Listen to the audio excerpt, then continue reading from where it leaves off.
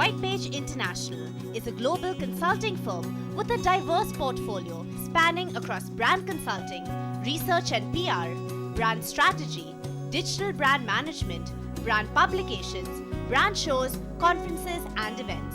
The aim of the company is to create a substantial and lasting improvement in the performance of its clients and strengthen their brand value. Whitepage has played a pivotal role in scouting for India's most admired brands. This is an endeavor to recognize the most trusted and admired brands in the country. The 5th edition that you're about to see speaks great volumes about the brands that make such a major contribution to the economy. As a professor at 6 of the world's top business schools, I'm dedicated to world-class brands. They innovate around core benefits. The whole organization lives the brand at all customer touch points. They make it easy to buy through distribution and penetration.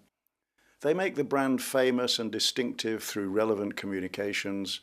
And more importantly, they create superior profits and sustainable competitive advantage. The initiative that Whitepage International took this time was to sort of bring a certain method to the madness and chaos that's going on in the industry, because there are so many brands taking birth, so many of them struggling, and there's so much competition.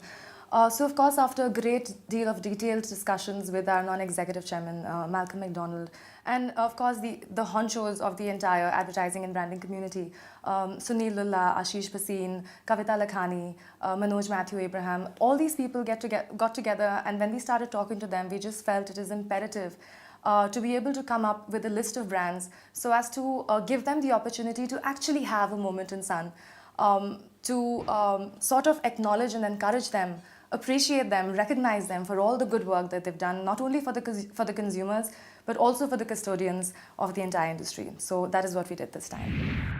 Welcome to the show which chronicles incredible success stories powering some of India's most admired brands. In fact, let's take one example, Savita Group, a leading name in the petroleum specialties manufacturing sector. Savita is India's leading petroleum specialties manufacturing group for the last 55 years. With a turnover of around 2,000 crore rupees, it is known for its strong R&D base.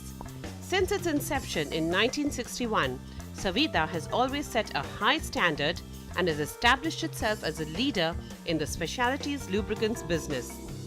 After parting from Idemitsu, Savita launched its own brand of SAVSOL automotive and industrial lubricants on a pan-India basis in 2008.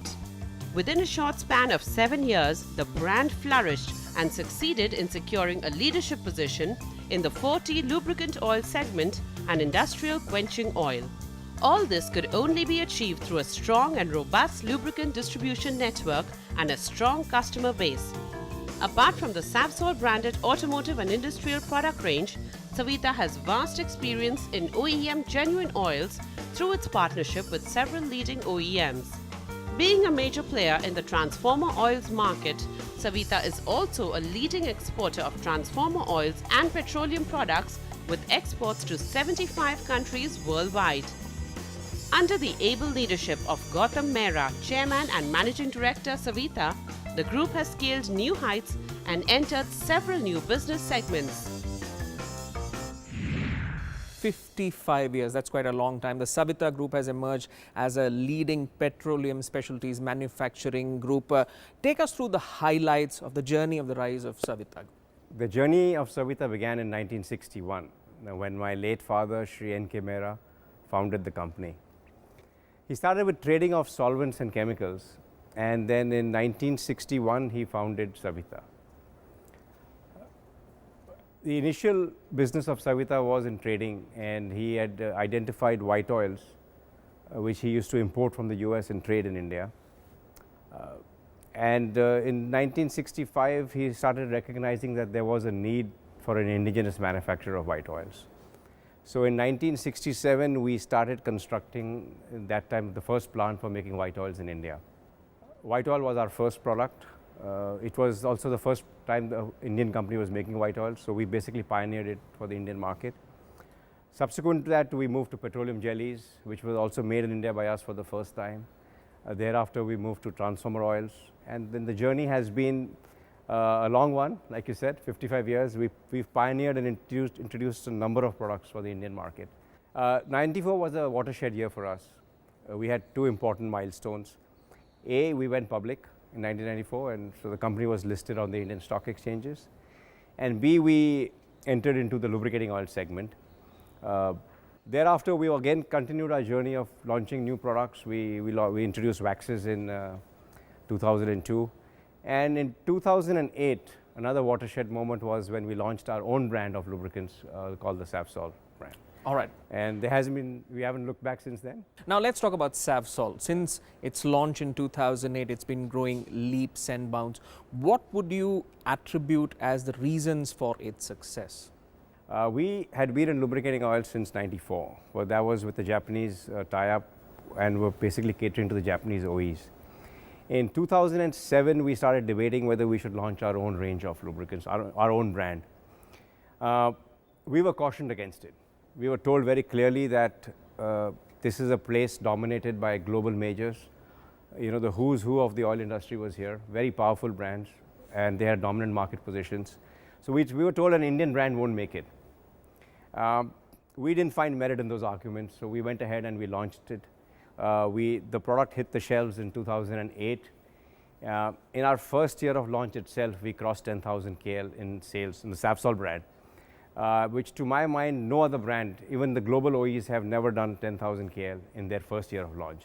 So it was a very successful launch, and we've grown from strength to strength thereafter. But is that something that you targeted? You mentioned 10,000 KL in sales. It's not something anyone's ever seen. In their first year, In their first year. So is that something you targeted, specifically saying we will set our bar really high for this and move from strength to strength? What do you think worked for you?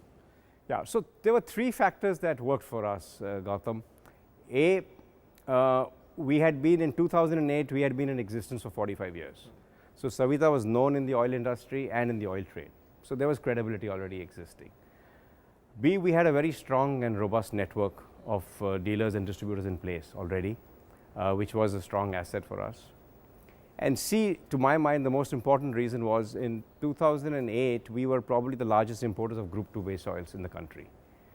We were importing almost 2 lakh kiloliters of Group 2 base oil. And Group 2 base oils back then were the most advanced base oils available. So due to the large volumes we were importing, we had economies of scale. We leveraged that by providing the market with very high quality lubricants at very competitive prices.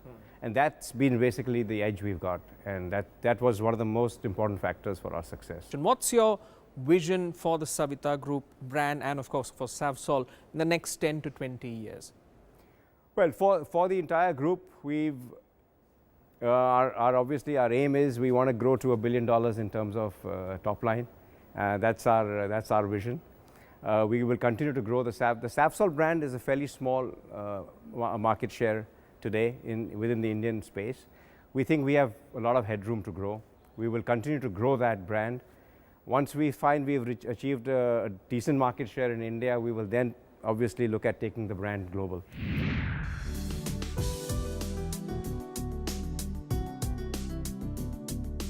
M.K. Wazir, President Marketing, has been singularly responsible for taking the lubricant division of Savita to new heights.